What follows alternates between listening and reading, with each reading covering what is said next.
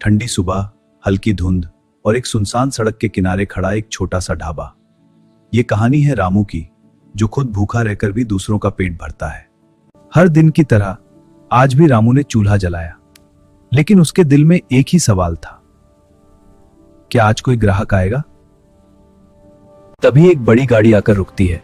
रामू की आंखों में उम्मीद चमक उठती है। वो उम्मीद ज्यादा देर टिक नहीं पाती। सूट बूट पहने आदमी ढाबे को देखता है और बिना खाना खाए ही चला जाता है, क्योंकि उसे जगह गंदी लगी। शायद वो ये नहीं समझ पाया कि यहां खाना नहीं, इंसानियत मिलती है।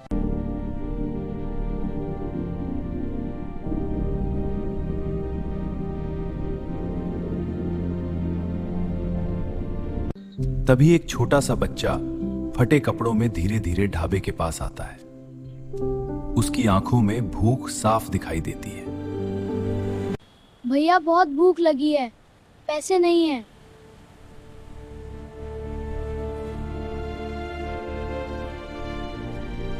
वो बच्चे को बैठाकर अपने हाथों से खाना परोसता है, क्योंकि उसके लिए पैसे से ज्यादा इंसानियत मायने रखती है।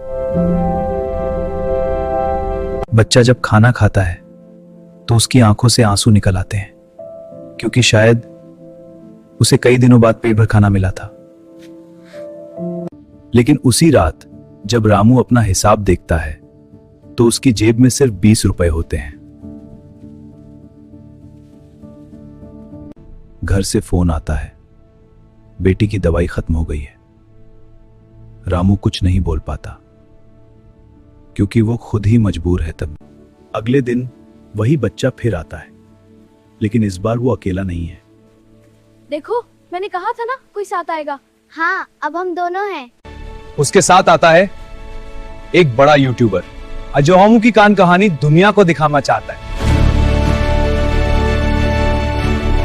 कैमरा ऑन होता है और रामू की सच्चाई दुनिया के सामने आने लगती है। मैं डरता नहीं। वीडियो इंटरनेट पर अपलोड होती है और कुछ ही घंटों में लाखों लोगों तक पहुंच जाती है।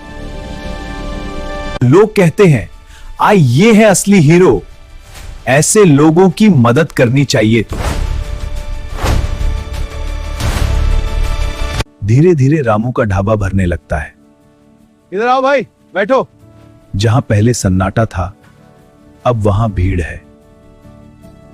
अब रामू के चेहरे पर थकान नहीं, बल्कि सुकून है।